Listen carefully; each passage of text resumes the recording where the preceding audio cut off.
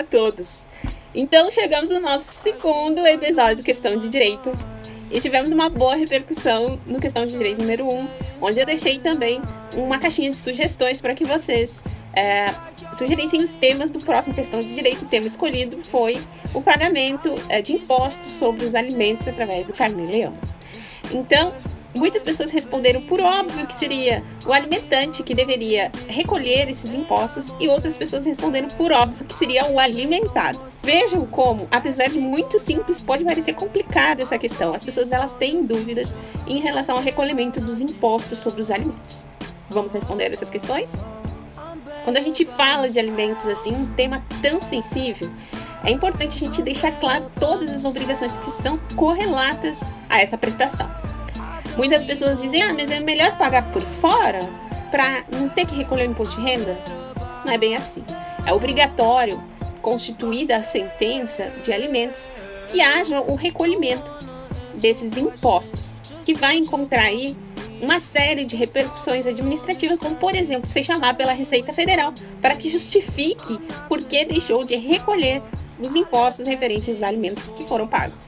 E a pegadinha está justamente no fato de que é possível exercer deduções fiscais tanto para aquele que paga, quanto para aquele genitor que declara o filho como dependente.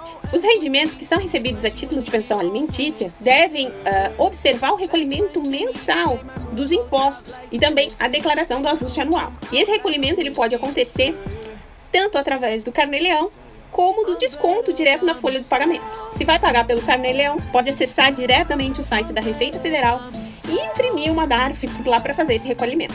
E o programa Leão, ele permite que esses dados que estão inseridos ali dentro sejam migrados para dentro do programa da Receita Federal, lá do Imposto de Renda, ou a declaração, de ajuste anual do contribuinte. Aí vocês vão perguntar, mas qual que é a data para fazer esse recolhimento? Pelo Carnê-Leão, a data adequada é o último dia útil do mês seguinte ao pagamento daqueles alimentos. Quem for recolher esses impostos direto no desconto em folha, que é geralmente quando o alimentante tem algum tipo de vínculo empregatício, se dispensa então o Carnê-Leão, porque quem vai fazer o recolhimento é o empregador.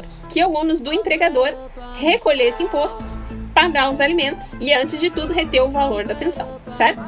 E qual é o limite, então, a partir do qual você tem que começar a recolher o Carnê-Leão ou então reter o imposto de renda sobre os alimentos na fonte? As alíquotas, elas vão variar, se dá de acordo com o valor montante que vai ser recebido a título de alimentos. E essa alíquota, ela é determinada lá pela Lei 13.149 de 2015. E é importante deixar muito claro que o recolhimento ele é feito sempre em cima do pagamento de alimentos que se dá em espécie, em dinheiro. Ele nunca vai se dar sobre aquele pagamento de alimentos que é, por exemplo, complementado com planos de saúde, alcance do material escolar ou em bens e serviços, certo? A pergunta agora, quem é o contribuinte? Gente, o contribuinte do imposto é sempre o alimentado. Sempre existe essa dúvida de que o alimentante possa incluir os filhos como dependentes. Não é possível. Somente aquele que detém a guarda que pode declarar os filhos como dependentes. É muito importante falar sobre a questão do dependente, porque aquele que declara o filho como dependente, ele pode sofrer deduções no seu imposto de renda. E o alimentante, que deduções ele pode ter? O alimentante tem o direito de deduzir integralmente todos os valores que foram pagos a título de pensão de alimentos. Mas aqueles alimentos pagos de boca não servem para justificar essa dedução. É necessário que esses alimentos sejam pagos ou através de uma sentença judicial, através de um acordo homologado em juízo ou até através da lavratura de uma escritura pública. Só que nesse último caso, da escritura pública, a gente não pode fazer isso para menores de 18 anos. Então, só é possível fazer para aqueles que já atingiram essa idade de 18 anos, que é o caso, geralmente, daqueles alimentados que estão cursando o ensino superior ou que estão estudando, ou ainda que os pais queiram pagar por livre e espontânea vontade, até que eles tenham condições de se manter sozinhos. E quando se vai fazer o ajuste, é importante declarar direitinho, porque as despesas médicas serão deduzidas integralmente, assim como a pensão a título de alimentos. Já as despesas com educação, elas possuem um limite de dedução. É bom observar isso. E aqui é importante destacar também aquela coisa que eu falei lá no início. A pessoa paga por fora, que aí você não precisa recolher o imposto. É importante que isso fique claro, porque aqui a gente pode deduzir. E se você vai fazer por fora, sem oficializar esse pagamento dos alimentos, você jamais vai poder fazer a dedução, certo? E ainda pode correr o risco de ser chamado pelo leão. Ah, e vocês vão perguntar, mas já que como é que vai fazer a declaração do imposto de renda em nome do alimentado? Não entendi. Independente da idade, o alimentado ele pode ter um CPF. E basta ter um CPF para que ele faça essa declaração anual e recolha o imposto no próprio nome. Ele nem precisa ser necessariamente dependente de um dos genitores. Se ele vai recolher os impostos em nome próprio e fazer essa declaração, ele será alimentado e não será dependente.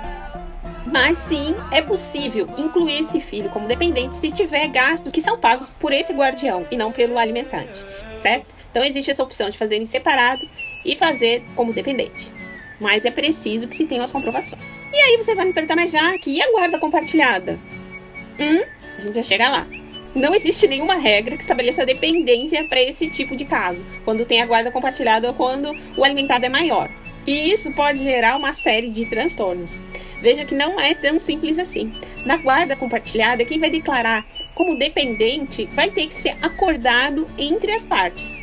Não é possível que os dois o declarem como dependente. Alguém vai ter que deixar de declarar. Ou então fazer as suas declarações em separado e também fazer a declaração do menor ou então desse maior que também recebe alimentos.